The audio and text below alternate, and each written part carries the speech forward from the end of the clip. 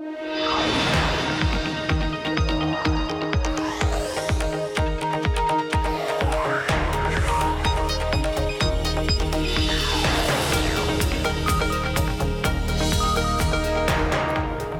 Corey Johnson, and this is Bloomberg Technology. Well, coming up, Tesla gets a boost of cash.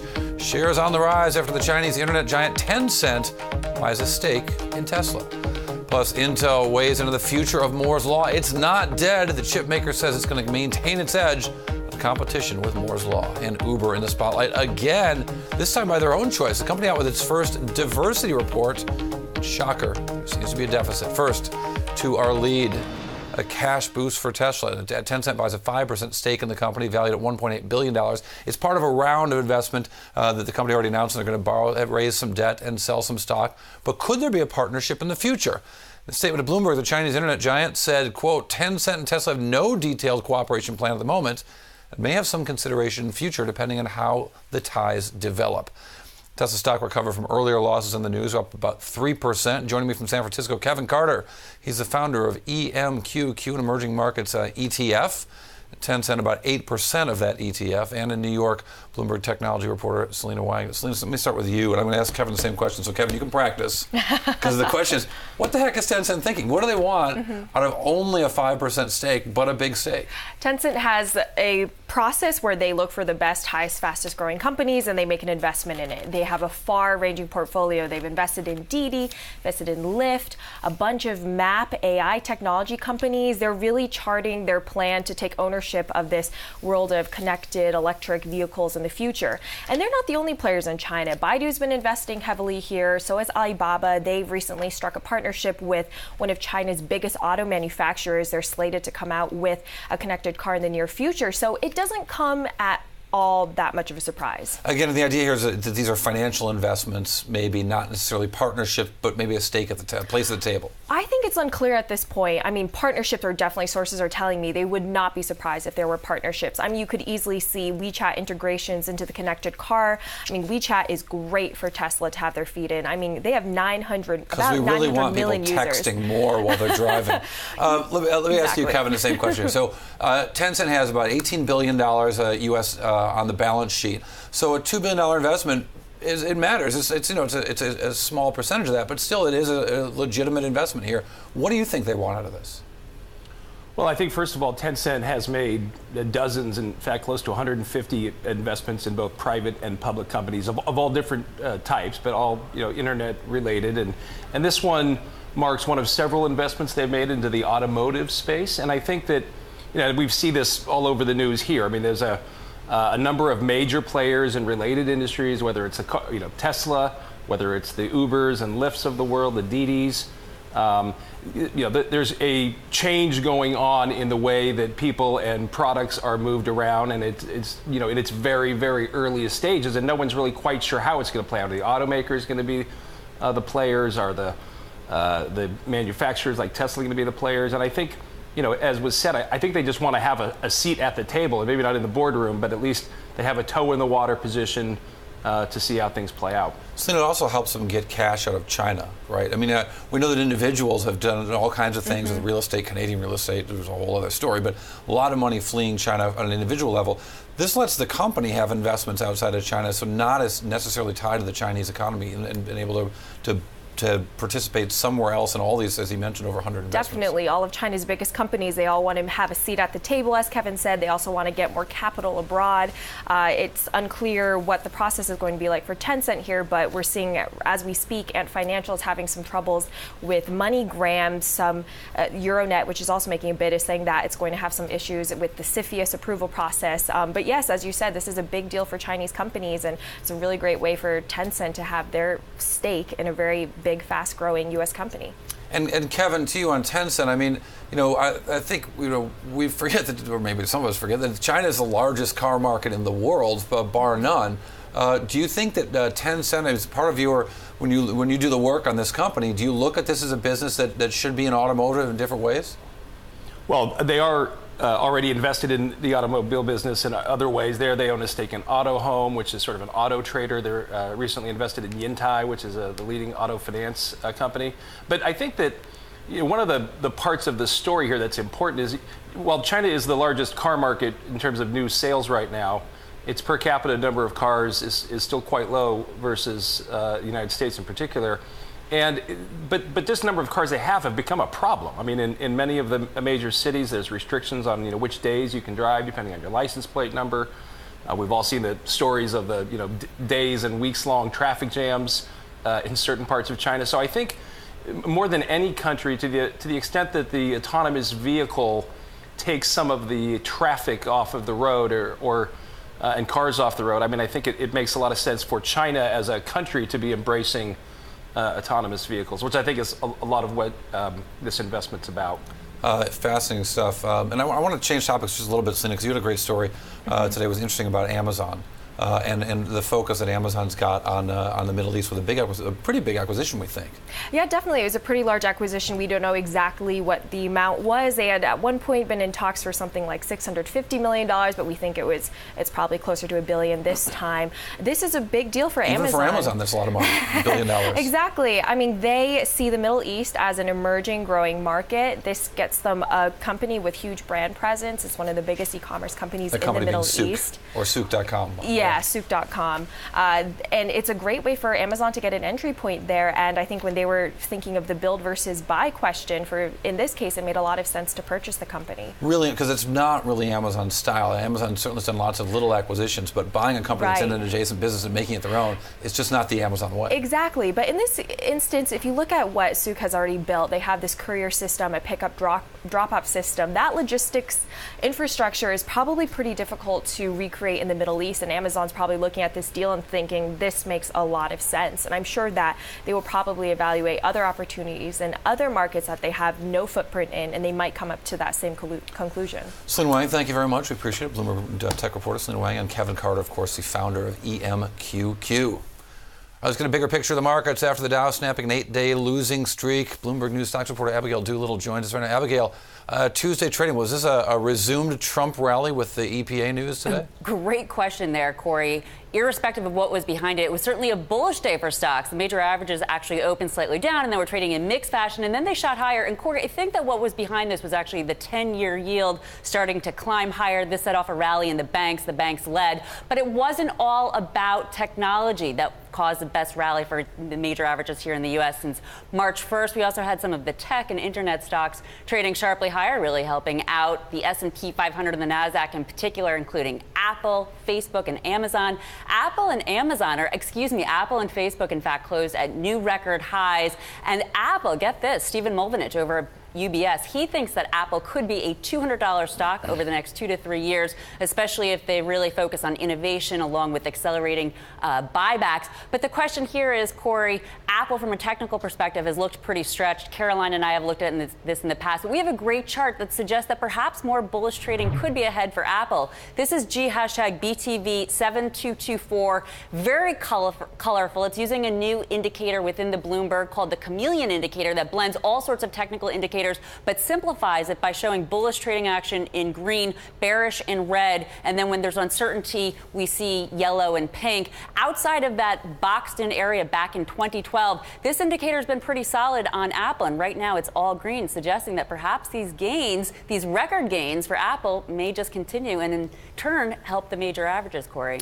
And we also saw a bid for a stock that had been hurting today, name I don't spend a lot of time working on, but Accenture, what was the big move there all about? Well, the big move there, Accenture finished up more than 1.5%, the best day since December 7th. And the big news there is Oracle. There was lots of chatter that Oracle could buy out Accenture, that maybe they're looking at it for a services company. But I did reach out to Bloomberg intelligence analyst Anurag Rana. He said he thinks that this is pretty unlikely, mainly for the valuation, the price tag being so big. When we take a long-term look at Accenture, really since it went public back in 2001, this stock is up in a huge way. way. It's nearly an $80 billion market cap company, again, speaking to that big price tag. However, Anurag Rana did say that he heard CEO Larry Ellison is looking for perhaps services companies, some smaller services company. And on this chatter today, we did see some of the other smaller services companies rally, including HP Enterprises, Computer Sciences, and CGI Group. So I'm guessing, Corey, we'll be hearing more about this story on a stock, a company that you don't focus on too much, but who knows if Oracle... Yeah, I mean, it's trading at 2.6 times its earnings growth rate. It doesn't really look like a great valuation there, but interesting stuff. Abigail Doolittle, thank you very much, Bloomberg News stocks reporter. All right, a story that we're watching. It's the biggest grab for the global market to the date. Square expanding into the UK. At least for the moment, less than 5% of Square's sales are outside of the U.S. They do have a presence in Canada, Japan, and Australia. But coming up, President Trump rolling back the energy policies of President Obama. What this means next for clean tech.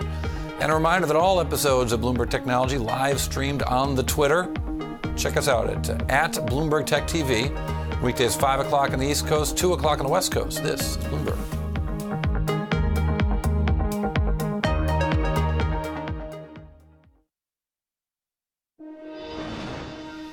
Well, President Trump signing an executive order today intending to scale back on clean power, make America energy independent, and restore coal industry jobs. But is clean tech really the enemy of coal? Joining us right now from our D.C. bureau, Jen Deloy, who covers the energy industry for Bloomberg News.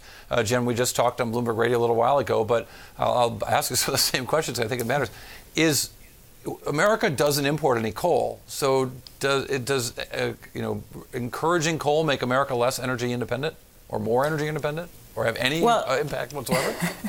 It's important to note that this order actually is much broader than just coal, even though Trump today framed it very much in the language of helping coal miners. The core of this order that Trump signed is dismantling the Clean Power Plan, which forced coal, largely eroded coal's market share in the power sector. But he's also lifting other restrictions that have limited production of oil and gas on federal land. Well, let's talk about those one by one here. So the coal industry stuff, there's a lot of suggestions that requirements on monitoring the price of coal or the pollutions in coal has been hurting that industry, and that money will suddenly start flowing into that. Is that likely to happen here? Analysts don't think so, and partly that's because the coal industry is up against a raft of pollution regulations. It's not just regulations on carbon dioxide that are affected by what Trump is doing today. It's regulations on mercury and traditional criteria air pollutants that aren't going away. So that has been one of the primary headwinds for coal in the electric sector, and one of the main reasons you see utilities going to natural gas and renewables, which have the advantage not just of being cleaner, but also increasingly they're lower cost options as well. It seems that the price of natural gas is the most important driver of the choices that are being made, and that you've got energy companies across the country who for a decade have been switching away from coal towards natural gas, not because it was cleaner, although it is, but because it's cheaper. Right. I mean, the economic story, that's the real challenge here for coal. No matter what Trump does with the Clean Power Plan, he can't change those fundamental economics for coal producers. Obviously, there's coal that's used for steel. That's something where maybe he sees an opportunity to create a steel manufacturing renaissance in the United States and to drive coal production there. But in the power sector, it's a challenging thing to do. Yeah, and furthermore, I wonder what this does mean for the future of clean tech and what changes will affect wind and solar. I think wind and solar developers, I talked to a lot of them here in Washington, D.C., the lobbyists for those industries and companies.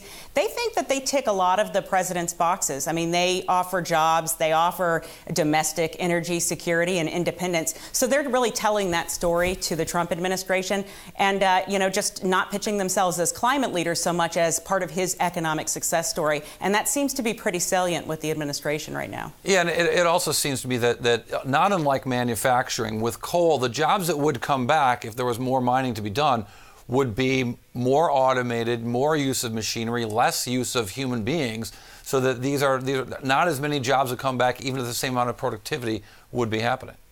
Right. Well, what we've seen with the coal mining sector for decades really is an erosion of jobs because of increased mechanization. I mean, the image of, a miner going in down underground, with a pickaxe, that's really antiquated. I mean, now you have bulldozers, you have, mechanized diggers that are out there where in fields, in open pits, in mountaintop removal sites. It's a completely different picture, and mechanization has really eaten away at those jobs.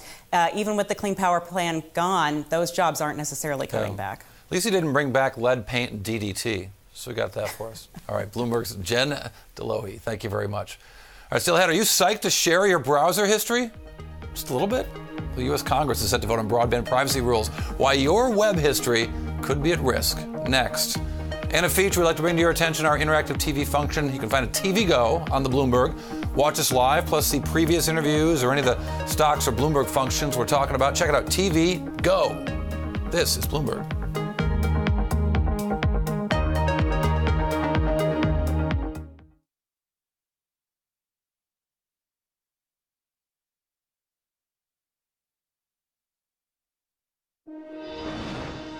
All right, the House is set to overturn broadband privacy rules put forth by the FCC just months ago. The Senate voted to scrap the rules last week. But consumer advocates are worried about your browser history. Proponents of less government regulations say these are just rules that overreach and put internet service providers at a disadvantage against websites and apps. Joining us from D.C. right now, John Leibowitz, former FTC chairman, and the co-chairman of the 21st Century Privacy Coalition, a group funded by Comcast and other broadband providers. The argument that I've heard is that Comcast, Time Warner Cable, companies we all know and love, just kidding about that part, but these companies really feel like they're at an unfair disadvantage against Google and Facebook and the like. Is that right? Well, look, I would say members of the 21st Century Privacy Coalition are very strong supporters of consumer privacy. And they firmly believe in that companies have to be transparent, disclose what information they're collecting and how it's being used, and they should be held accountable for honoring their commitments to consumers. I would say that the FTC, my former agency, sent a comment to the FCC, and it was at that time a Democratic-controlled agency, and they pointed out 27 separate criticisms of the FCC rule, not all of which were addressed. And the most significant one is the fact that privacy protections, although they are critically important, should be technology neutral. And in fact, the FTC wrote a report in 2012. It was praised fairly widely, including by privacy advocates, that called for limits on data collection, right, technology neutrality. So let me ask, currently, does a cable provider, an ISP, does Comcast or Time Warner Cable, do they have to tell me if they want to look at my browsing history?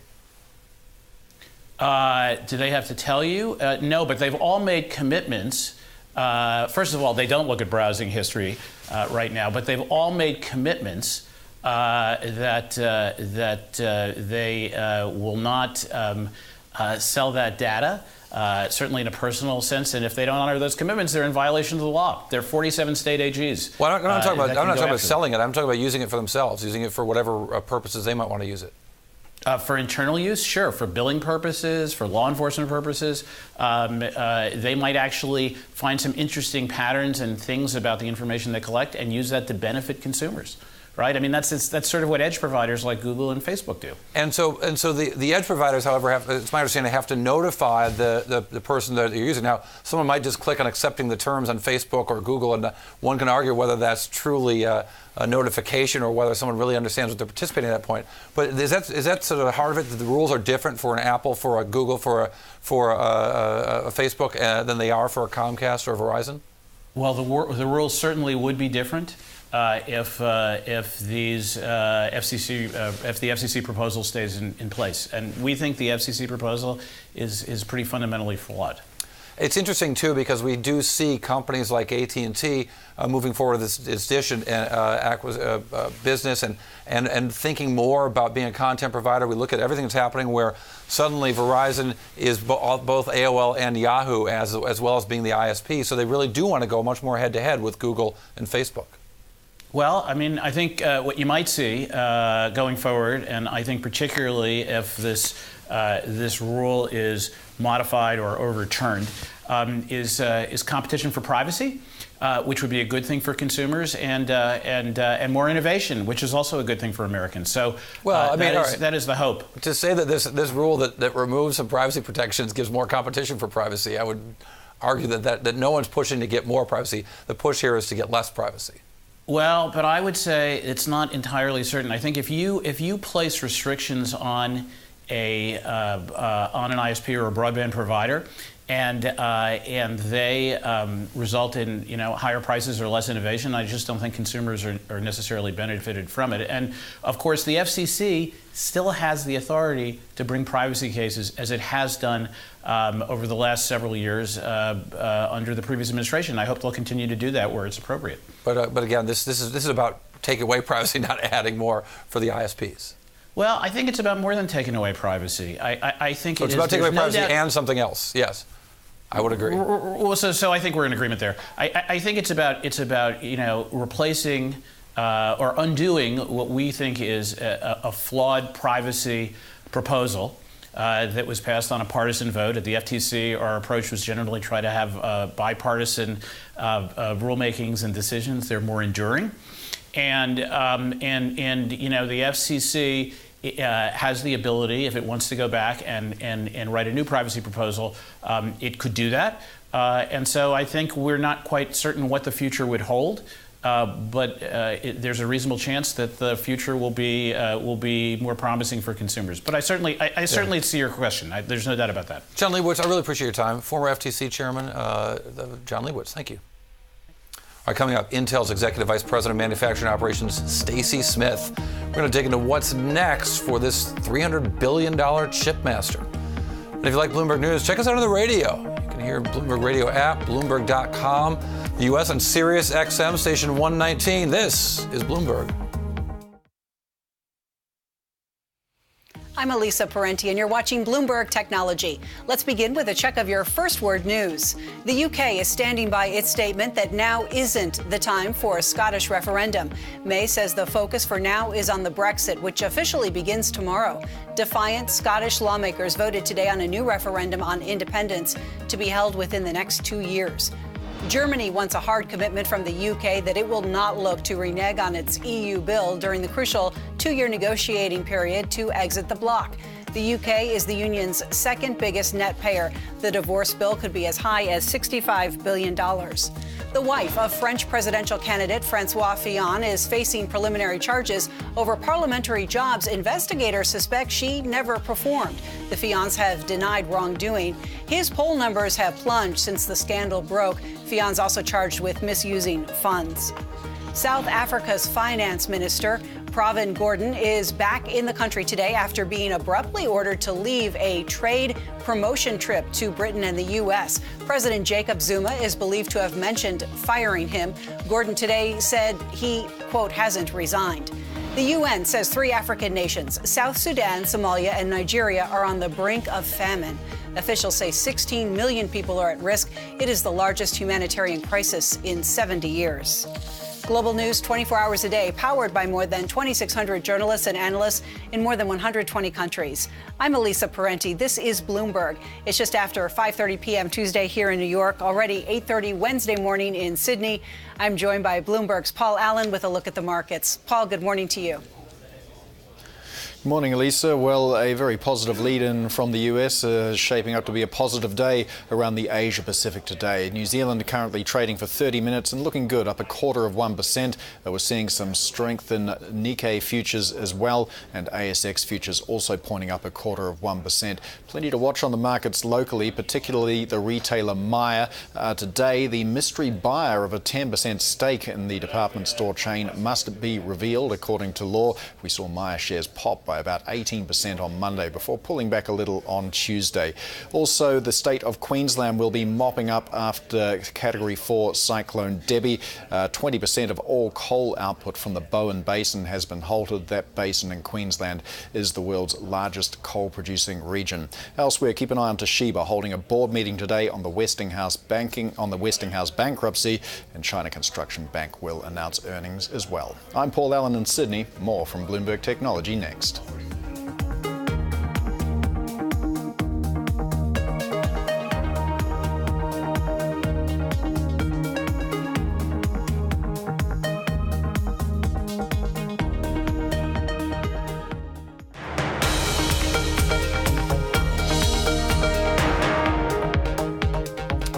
Bloomberg Technology, I'm Corey Johnson. As we mentioned at the top of the show, Tesla shares on the rise today, the highest levels in over a month, after Tencent announcing that it took down 5% of Tesla in the company's most recent stock offering. Tesla shares up 30% year to date, boosted by the aforementioned capital raise and anticipation of the Model 3.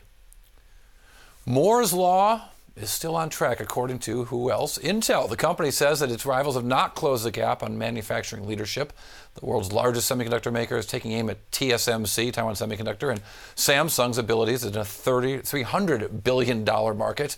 Joining us right now from San Francisco, Stacy Smith, Intel's Executive Vice President of Manufacturing Operations and Sales, sitting where I normally sit. I'm sitting where I don't know who normally sits here. Stacy, thanks for coming in today. We do appreciate it. You guys did a big event today where you talked about Moore's Law, but last week I did something with Craig Barrett, and he mocked me, basically said, guys like you, Corey, have been saying Moore's Law is dead for 20 years. It's more than that. The speculation is that semiconductors can't get twice as fast and half as expensive every 18 or 24 months, but you guys are still pulling it off. Yeah. I mean, the rumors of Moore's Law have been around for a long time, even 25 years ago. But what we showed today was data that for us, Moore's Law is alive and well. It continues to drive costs down and performance up, and it's the driver of our business, and frankly, it's a big driver of the economy. It certainly has. It's unquestionably changed the world, although it's really not a law of science, right? It's just essentially a marketing goal and a scientific research goal, yes? Yeah, I'd say actually Moore's Law is more of an economics law. What it says is that you can double the number of transistors on a piece of silicon every 2 years. And what that allows us to do is either improve the capability of products or reduce the cost of those products. And so it was an observation by Gordon back in 1965. And then the smart technologists have just been keeping that marching forward, for 50 years. So what's the most important, say, 2 or 3 innovations that you see in Intel's roadmap that are going to allow this to continue? Yeah, so for us, when we look at the complexity of advancing Moore's Law, we're now employing something called hyperscaling. And so what that means is that we're getting bigger improvements generation by generation, and that's allowing us to keep on the track of Moore's Law. And there's a lot of technology that underlies that, but it is in essence, it's taking longer to go from node to node, but we're taking much bigger steps, and that gives us the historical benefit that powers our business. What are the chemical processes that are different in your sort of next generation that you're looking forward to? Yeah, I mean, as you just said, everything changes in terms of how you do process technology. And so we unveiled a lot today. This was actually the first time we've done an event like this in over a decade, because we're normally pretty secretive about these kinds of things. But we talked about transistor structures. We talked about some of the process steps that we use to give us exquisite control that allows us to do double patterning in the factories. And so we went through a lot of technology disclosures. I think for the non-technologists in the room, it might have been a little bit too much, but it really showed where we're heading, and it allowed us to align the industry around some key technologies because we need their support to continue Moore's Law as we go forward. All right, well, geek me out on one. Just tell me one that really got you jazzed when it first sort of found actually applicable science that you can put to work.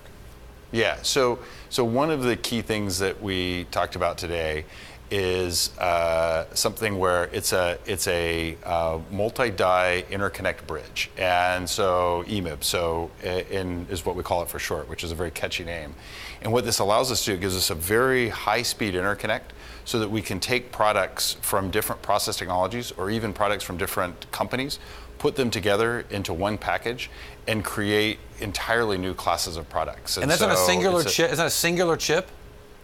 Yeah, so it's multiple dies that can come from different places, but you put them together with a very high-speed interconnect, and that allows us what we call it is heterogeneous mixing and matching of capabilities. And so we can pull like a modem from one generation of technology, graphics from another, a CPU from another, put them together into a very high-performance package, and create a cadence of innovation that is different from what we've ever been able to do before. And so these are sort of like the dies sort of stacked on top of each other, like record albums in one of those machines in a diner or whatever.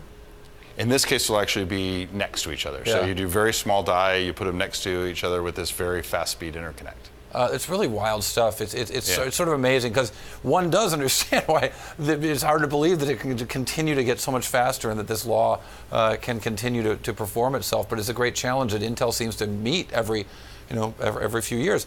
But I think what's also interesting, though, is that the way chips are used are different now, and that the drivers that Intel once controlled, where it was data centers and PCs, are not as maybe relevant in a mobile world and an Internet of Things world. Is that fair to say? I mean, you still need it on the back end with a data center, certainly, but maybe not sensors in a stoplight or in a car. So the interesting thing is that leadership process technology, which is what we talked about today, is applicable obviously in the high end of the market. So think of it in machine learning and artificial intelligence in the data center. It's applicable in the high end of the client market. But it's also really important as you start thinking about making devices smaller and more energy efficient. And so actually, I think leading edge process technology is more applicable today than it ever has been. You just use it in different ways. One of the slides I showed today is that the high-end portion of the foundry market, the leading edge portion of the foundry market, has been growing at a 14% CAGR over the last 10 years. And that's really being driven by mobile chips that are going into high-end phones and Internet of Things applications. That's really interesting. So you're seeing that across the board at the high end, because it doesn't necessarily translate when you sort of see these companies all slung together and all the kinds of things they're doing. Yeah, so no, we're seeing more and more of the overall silicon that's being produced in the world is going towards the high end, and it's again because people want performance and they want energy efficiency, and being at the leading edge enables both of those things. Very cool stuff. Stacey Smith, EVP of Manufacturing Operations and Sales at Intel. Appreciate your time. Thank you. Great talking to you. All right. Facebook's copying Snapchat yet again, this time with its main Facebook app. Facebook users will be able to post pictures and videos that disappear after 24 hours. That sound familiar? Well, they can also add dozens of filters and effects, selfie masks, the things that Snap call lenses, of course. This is after adding Snap-like features to Instagram, Facebook Messenger, and WhatsApp. Of course, after the introduction of Instagram Stories, we later learned that Snapchat's user growth plummeted. All right, coming up, Bill Nye. Yes, Bill Nye the Space Guy. He's going to join us with words of wisdom for President Trump on what NASA should be focused on. We'll talk about human Mars missions and the importance of Earth science studies next. This is Bloomberg.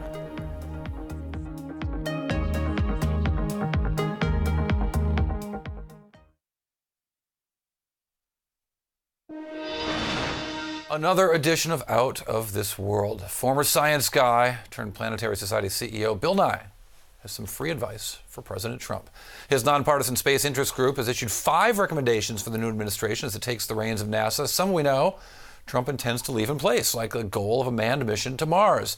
But other areas like science research, not so much. Trump wants to forge a new path and cut spending. Nye joined us from Los Angeles to explain why the Planetary Society offered its advice to Donald Trump. What's happened a few times in the past, previous administrations have just chopped an existing program and started over. But we think all the programs that are in work right now are worthy or worthy enough to keep in the pipeline, and then keep Mars, the planet Mars. This is like a real thing. Keep the planet Mars as the focus for human spaceflight. Why Mars? Why is it so important? I mean, there's been an argument, of course, the alternate argument that says singles and doubles are important. Let's get lots of data. Let's get lots of science. Let's not sink so much of the budget into such an expensive thing like a trip to Mars. Well, so 2 different things. The trips to Mars are actually quite reasonably priced in the following sense. Talking about robots and rovers. And what I would like to do in my lifetime is send a rover sophisticated enough, sterilized enough to drive up to one of the so-called recurring slope lineae. These are stripes running downhill that are clearly, or now it is agreed, are a result of running water every Martian spring, and we would sniff around, look around, microscope, examine the ground for living things or evidence of living things. In the meanwhile, what gets people excited about space exploration is when humans go out there. And so we want to get humans in orbit around Mars by, let's say, 2033. If you want to go earlier, 2028, all good. You only go to Mars every 26 months. You can't just go anytime. You have to time it with the orbits. But we strongly feel this would bring out the best in us, it would be optimistic, and we would make discoveries that would change the course of human history. How so? Well, I claim that if we found evidence of life on another world, be it Mars or especially the moon of Jupiter, which we call Europa, which has twice as much seawater as the Earth, if we were to find evidence of life out there, it would be like Copernicus, showing that if you want to find the planets in the sky, think of them as going around the sun, not the sun around the planets. We have a current administration, and perhaps we'll see that the House and Senate do right now, but seem really intent on cutting funding for science, and yes, cutting the budget at NASA, but definitely turning it, and even looking at things like climate change as suspicious or even untrue. Well, the problem at NASA, actually the proposal is to increase the budget, but there's a lot of talk about decreasing the Earth science budget, which is a big part of what NASA does. Even the National Oceanic and Atmospheric Administration has its own satellites, but many of the instruments aboard those satellites are designed by experts, technicians and engineers and scientists at NASA. So climate change is, for some reason, a political issue. From a scientific standpoint, it's just an issue, a big issue, the most significant issue facing humankind. But our belief is that if we advance space science and exploration at NASA, Earth science will get advanced as well. So we want to keep it all going. But with respect to being anti-science, as much as that's being talked about and as serious as it is, NASA is the best brand, just from a statecraft point of view, just from the State Department's point of view. NASA is the best brand the United States has. So you can invest in NASA for this reason that's not scientific. It's just making or helping people around the world recognize the extraordinary expertise that's been built up here in the United States in space exploration. Is there one science fact that Bill Nye the Science Guy would throw in the face of those doubting things like climate change? Well, when it comes to doubting climate change, I encourage everybody to look at the ice. And by that I mean look at the ice cores extracted from Antarctica and Greenland, and so occasionally Siberia, and you'll see overwhelming, incontrovertible evidence that the Earth's climate is not just changing, it's changing fast. That's the big problem, everybody. It's the rate at which the climate is changing. And I would love to get involved with all this, but it's humans that are causing it, and the evidence is overwhelming. So the people who are fighting this are the fossil fuel industries, or people the fossil fuel industries have hired. And I really encourage those guys, and they're almost all men, there's a couple women, I really encourage you all to think about your kids, and especially your grandkids. You do not want to leave them a world where people just have to up and move. Our arable land has to move in North America, has to move north. We have to start making new deals with our neighbors to raise enough food for the world. So you guys, this is a really serious issue, and I hope everybody stops making it a political issue and just starts making it a let's get to work issue. That was the Planetary Society's CEO, Bill Nye, the Science Guy. A quick programming reminder, on Wednesday, starting at 4 o'clock Eastern, the What You Missed team is going to take a deeper look into the rise of populism and how it's changing the dynamics of the global economy. They'll speak with experts on nationalism from around the world, including former ECB President Jean-Claude Trichet, former Italian Prime Minister Mario Monti, and the former Chilean Finance Minister Andres Velasco. You don't want to miss this special hour program at 4 o'clock on Wednesday. Coming up, Uber in the headlines again, and this time it's by choice. The ride-hailing company has released a diversity report. We'll bring you the data next. This is Bloomberg.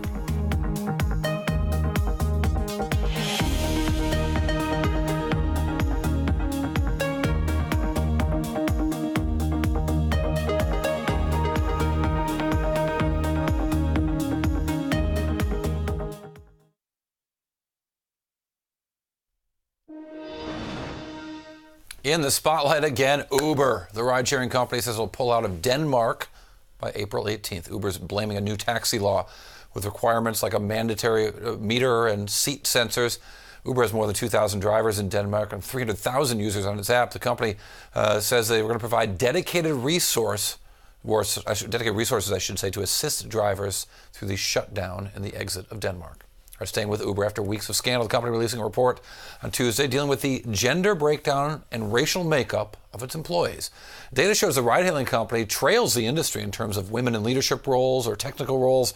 Women are only 22% of Uber's leadership team, 15% of the tech jobs. But one piece of data wasn't in the report: retention. That is the percentage of each demographic group who stay with the company every year. Joining us right now from San Francisco, Bloomberg Technology's Ellen Hewitt. Ellen, thanks for coming on. Tell me about this report. What did it show us? You've seen a lot of these kinds of reports. Was it remarkable? Yeah, I mean, actually what's interesting is that it looks a lot like some of the other reports that we've seen coming out of the big tech companies of the Valley, the Google, Twitter, Apple, Facebook. These companies all kind of show a similar pattern, which is very few women and non-Asian people of color in engineering and sort of across the company as a whole, and especially in leadership. Uber in many ways is actually quite similar to that. And because they include in their total employee count some of their customer support people, they did have sort of a better racial diversity than some of the other companies that we've seen. But in many ways, it was actually quite in line with some of the other companies that we've been getting reports on for a couple of years. And I suppose this doesn't include the drivers. It does not. That is, the drivers remain independent contractors, and they are therefore not included in this. Although there were plenty of people on Twitter that I was seeing tweet that were still a little confused about that. Right, because they don't want the drivers to be employees because they have to give them things like benefits and worker rights and so on. Health insurance, benefits, Yeah. workers' comp, all these things that they do not want to include. It's been a long legal battle, and the status for now is that they are still independent contractors. And that's not Same the with only, Lyft, same with right. other places. Well, that's not the only diversity issue with Uber. We had this former employee come out and say that she was discriminated against because of her gender while working at Uber, and detailed a lot of the problems there. Yeah, and that's actually the jumping off point for a different story that I wrote this afternoon. Talks about the way that these tech companies' diversity reports do not include retention rates. So, they're happy to talk about, a demographic snapshot of what the company looks like as well as their hiring rates, but they don't really talk about who stays. And, when you talk to people who really study management and diversity, they say that retention rates and who exits, and really whether you might see some demographic groups at a company leaving more frequently than others is actually a pretty good indicator of what the culture is like inside the company, how inclusive it is. And it's a very important metric, just people really don't like to talk about it. It's quite sensitive. Well, and the Susan Fowler essay is interesting because she talks about how she tried to track the retention rates of her own department herself, because she knew the company wouldn't talk about it, and she was interested in seeing really who's leaving this particular engineering department. And she even says in her essay that the reasons people left, or the reasons women were leaving, was because it was organizationally very chaotic, and that there was also a lot of sexism. Well, it's also interesting, too, because she also suggested that in a perverse way, a diversity initiative at Uber caused her to be forced out of the company.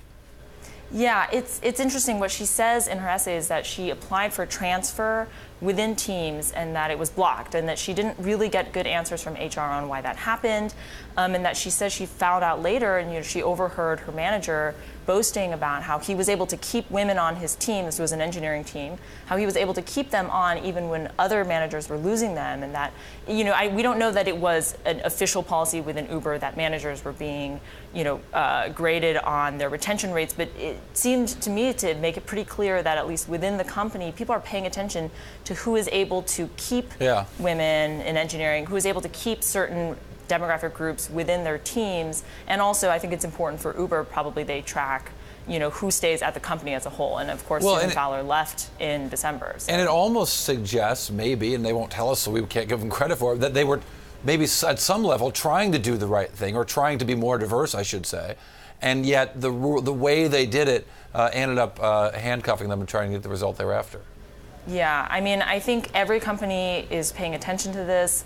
The sense I get is that they do it in part because they know it's something that outsiders are, that they're under a lot of public scrutiny for, and also because I think there are people within the company that believe it's good for the company, it's good for the business, but it's this mix of the two where I think companies are definitely aware that it's something that they're being watched for, and are trying to find their way to a place that where they find policies that work for them and where they can sort of make progress. Interesting story. Ellen Hewitt, thank you very much. Thank you. All right, that does it for this edition of Bloomberg Technology. Wednesday, we're going to look at Samsung as the company releases its highly anticipated Samsung 8. This is Bloomberg.